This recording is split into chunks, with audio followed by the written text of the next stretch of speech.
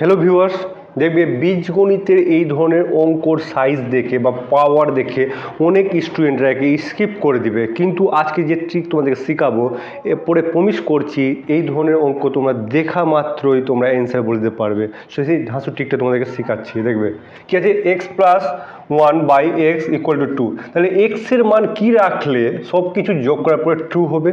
তাহলে আমরা প্রথমে 1 দিয়ে ভাবি। তাহলে 1 মান বসাই, দেখবি এক্সের মান 1 বসাই। তাহলে এক্সের মান 1 বসালে কী হবে?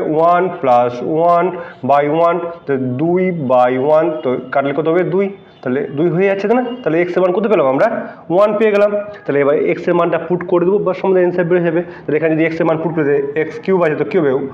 1 এর কিউব 1ই হবে, +1/1, ভাগ আছে, ভাগ রেখে দিলাম। আবার এক্সের পাওয়ার 18 আছে, তাহলে 1 এর পাওয়ার যাই করি না কেন কী হবে? 1ই হবে, +1/1। এবার যোগ করি 2/1,